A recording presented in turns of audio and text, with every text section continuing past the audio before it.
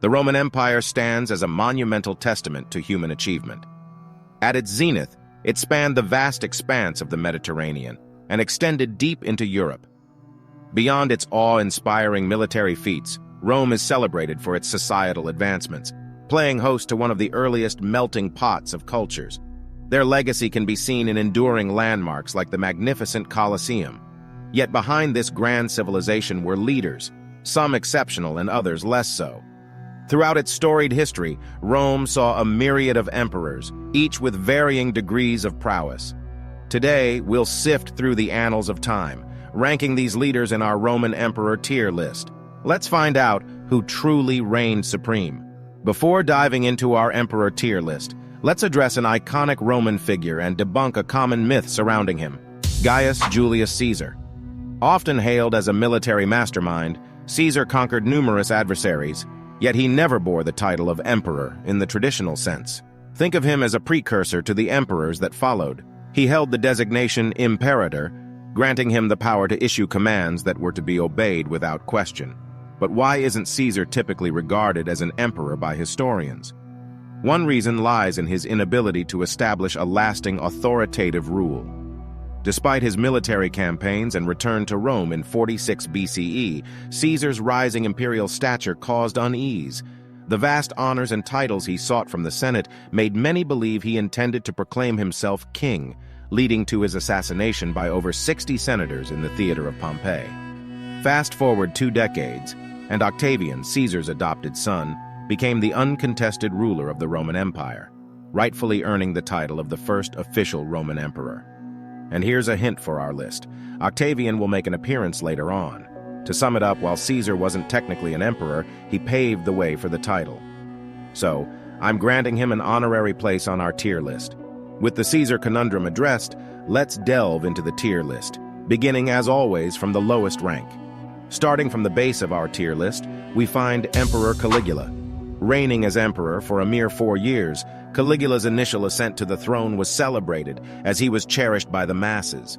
Yet a mere 7 months into his reign, a severe illness struck him. The aftermath?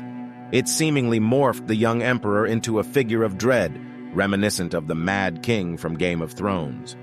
Once revered, he descended into unpredictable bouts of violence, randomly executing citizens. His antics didn't end there. He engaged in state-sanctioned plundering for self-enrichment and even proclaimed himself a deity, transforming his palace into a den of vice, with rumors suggesting a concerning fondness for his sister. Amidst his erratic behavior and supposed deity delusions, Caligula birthed some oddly humorous tales. He constructed a 2-mile bridge over the Bay of Baiae, merely to challenge a prophecy asserting he couldn't ride his horse across the bay. Speaking of his horse, Incitatus, the animal was pampered with a lavish marble stable and, in a bizarre move, was appointed a consul. Caligula's eccentricity reached its zenith when he plotted to relocate to Egypt and crown himself as the sun god.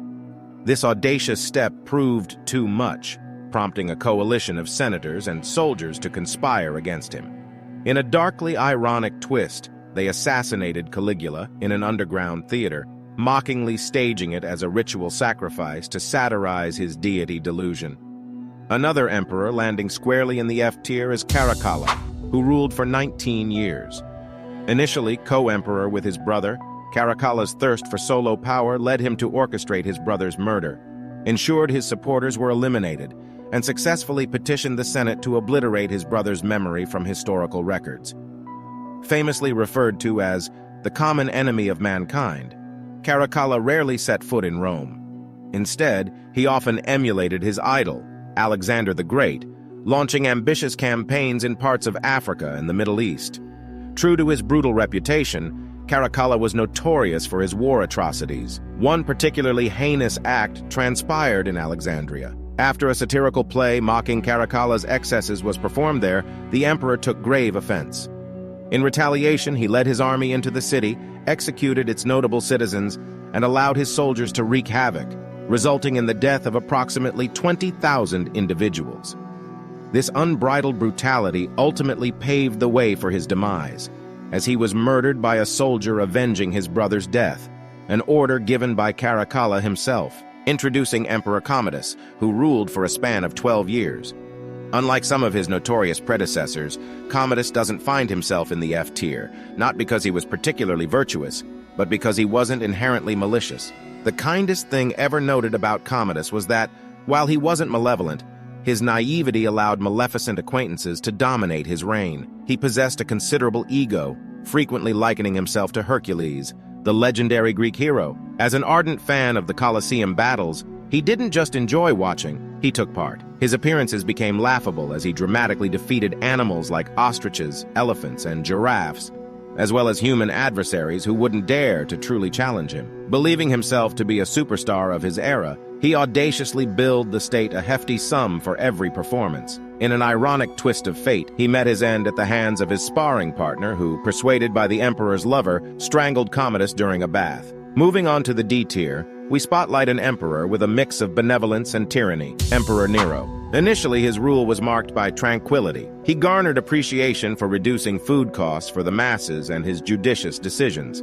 Yet with time, his demeanor shifted, becoming increasingly savage. The dark tales of his relationships are particularly chilling. Beginning with orchestrating the death of his own mother, purportedly to wed without her meddling, he progressed to executing his first spouse to make way for his mistress. Tragically, he later fatally assaulted this second wife. He then wedded a former slave he'd previously castrated, bizarrely bestowing upon her the name of the wife he had recently slain. Further controversy enveloped Nero, with allegations that he instigated the devastating Great Fire of Rome to clear land for a grander temple. Though unconfirmed, he deflected blame onto Christians, subjecting them to gruesome deaths by immolation, crucifixion, or as prey for wild beasts. After a 14-year reign, paranoia took hold as he believed the Senate was plotting his demise, leading him to command his aide to end his life.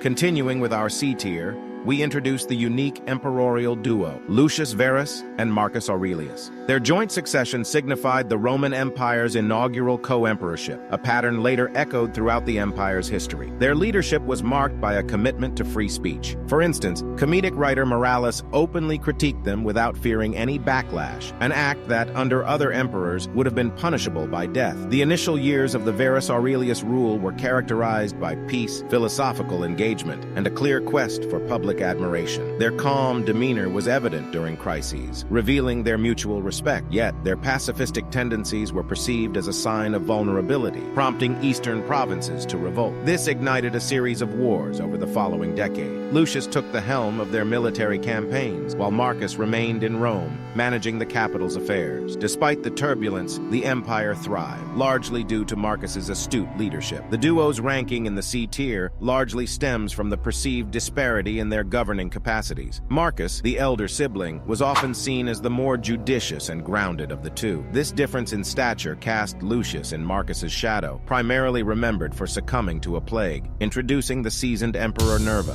Ascending to the throne at nearly 66, Nerva had spent his entire life serving the empire, notably under Nero and the subsequent Flavian dynasty rulers. While his assumption as emperor seemed promising, he inherited the aftermath of Domitian's tumultuous reign, a ruler noted for his erratic behavior. Nerva, upon his declaration as emperor by the Roman Senate, was determined to reinstate freedoms that were stifled under Domitian's rule. He's chiefly remembered for implementing tax reforms that benefited the lower class. However, his reign was not without challenges. He grappled with financial strains and struggled to establish his dominion over the Roman military. Nerva's lack of a biological heir led him to a crucial decision, naming the young general Trajan as his successor. This choice, as history would later confirm, was the highlight of Nerva's relatively short reign of just over a year. By selecting Trajan, Nerva paved the way for a Roman golden era that spanned nearly a century.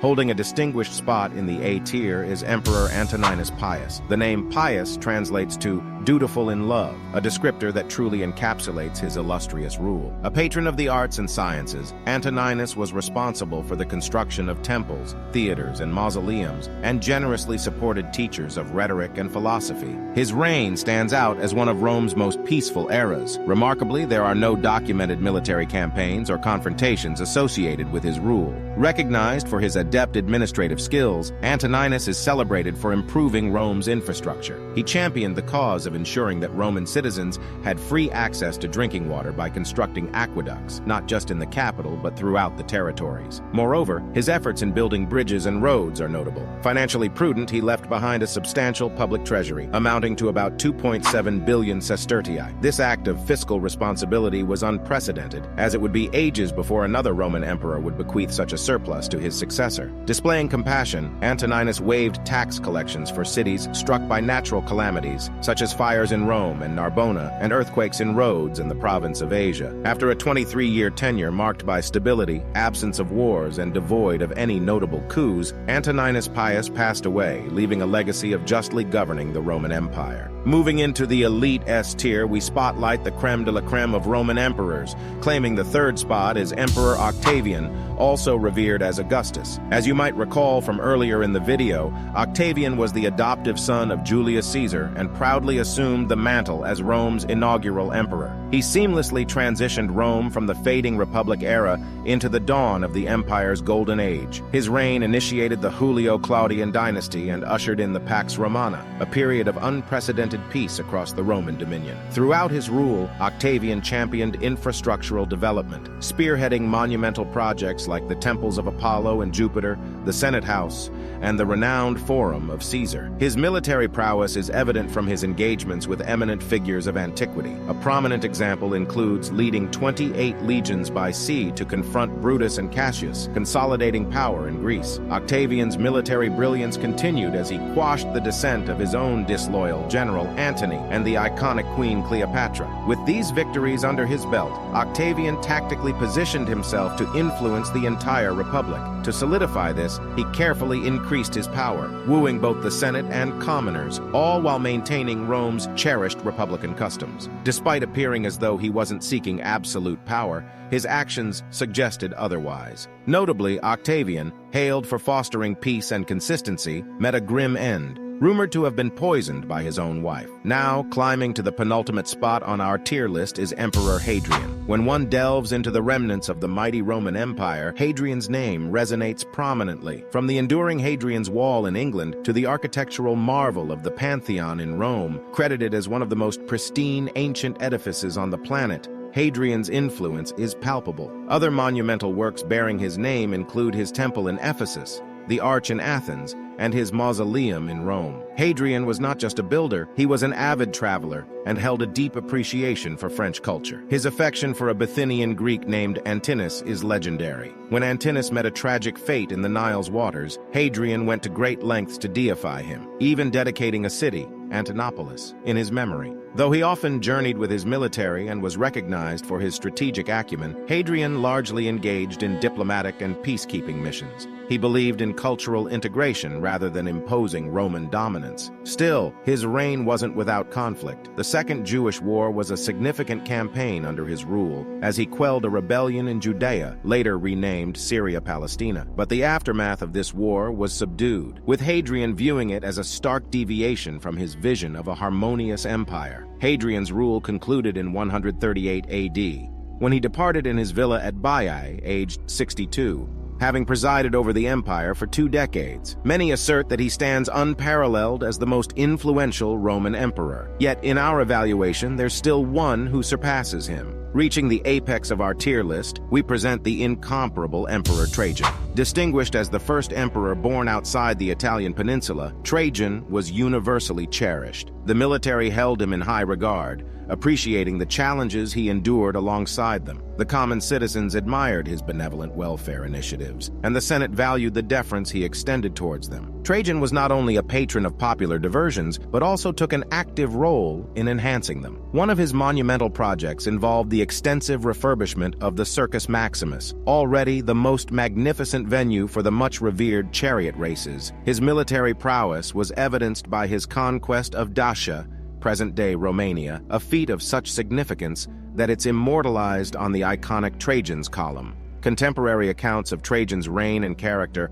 are consistently laudatory. Pliny the Younger extols him as an embodiment of wisdom, justice, and virtue in his writings. Trajan's enduring legacy is reflected in the towering column situated at Rome's heart that houses his ashes. Remarkably, even hundreds of years post his demise, senators would invoke blessings on new emperors by comparing them to the standards set by Augustus and Trajan. Concluding our exploration of Roman emperors, it's crucial to note that this tier list isn't exhaustive. It aims to spotlight some of the most captivating figures while highlighting the spectrum of their governance and personalities. If you feel an emperor or significant medieval personality was overlooked, do share your thoughts in the comments. Perhaps we can delve into that in future videos. Thank you for tuning in, and I eagerly await our next rendezvous.